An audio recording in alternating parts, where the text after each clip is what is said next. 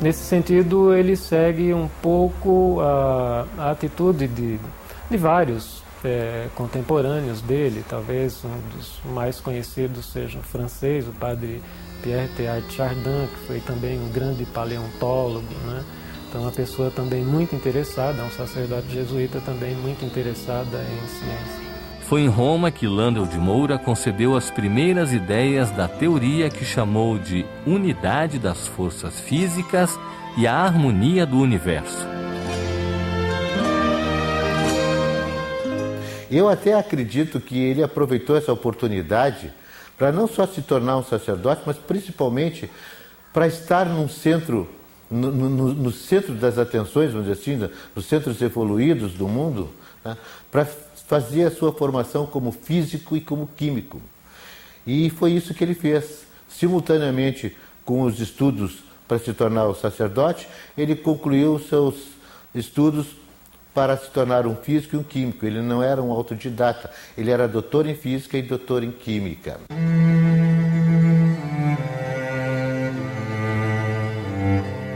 Querida mãe, será uma grande satisfação revê-la, finalmente, após 8 anos em Roma. Vim rapaz e volto sacerdote. Peço a Deus que me ilumine. Meu caderno está cheio de ideias à procura de um método. Ficaremos algumas semanas juntos. Pedirei para voltar ao Rio de Janeiro. Gostaria de... Landel interrompe a carta que nunca retomará. No papel, ficará apenas a contribuição que deu ao mundo científico. Quando ele volta para o Brasil, depois de ordenado sacerdote em Roma, no fim de 1886, ele passa pelo Rio de Janeiro. Ele ficou poucos meses ali. As ideias de Roberto Landel de Moura sobre as comunicações eram tantas que chamaram a atenção do governo do Império. O que o Hernani Fornari, o primeiro biógrafo do Landel, conta é que os dois teriam travado várias conversações científicas, né? Que o Dom Pedro era muito curioso nessa área, o padre era um cientista também, e que eles teriam conversado sobre transmissão de som, a distância, né? As possibilidades, que naquele momento era uma possibilidade, né? Dom Pedro II era baixo, trocava nomes e lugares, mas ainda era um dos sábios do Império. Os dois falaram do telefone. O imperador fez questão de frisar. Sabia que eu fui o primeiro a atender uma ligação? Disse simplesmente, essa coisa funciona.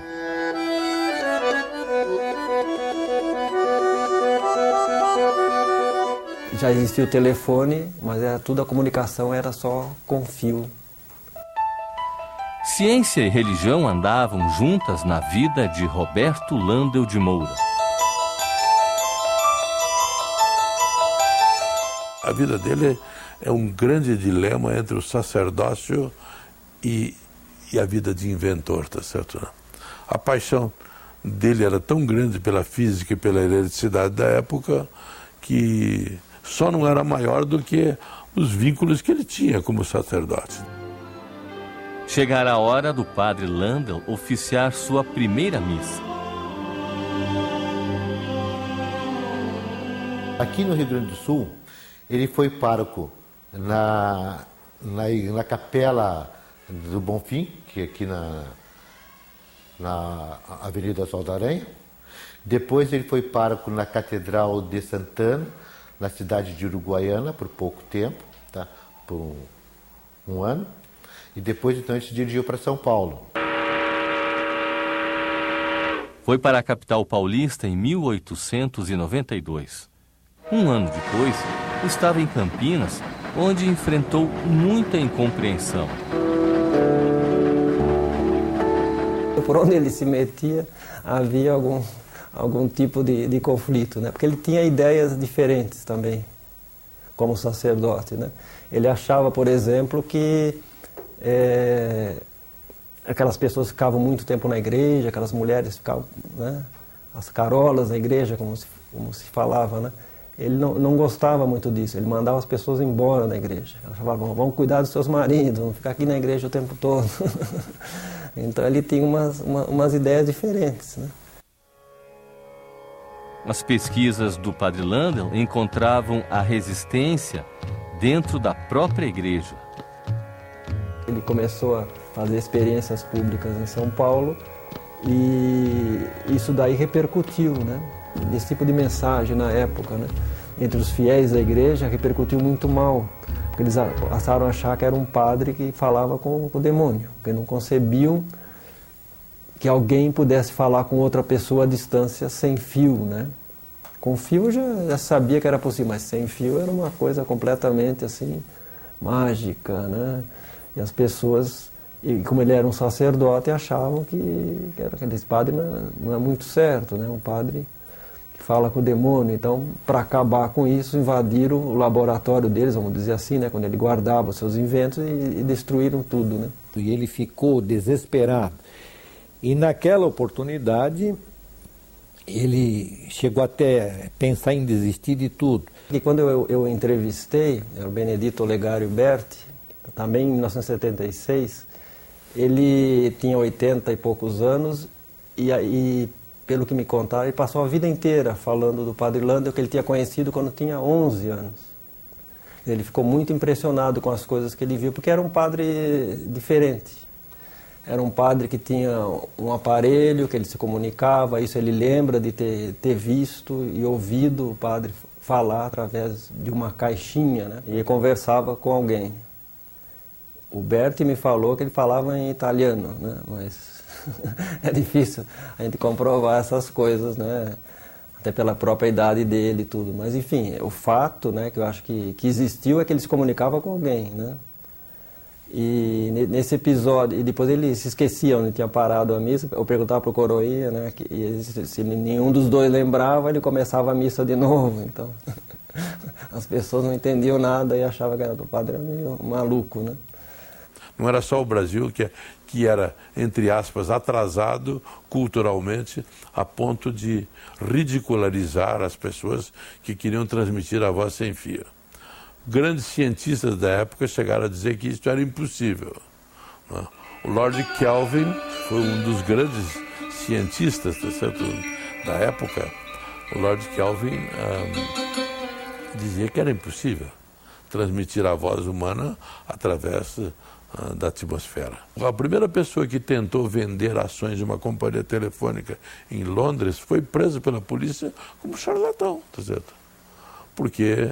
E o jornal Times deu dizendo que a polícia estava certa. Era de difícil compreensão pelos próprios colegas cientistas, talvez de outras áreas, porque a tecnologia eletrônica ela é algo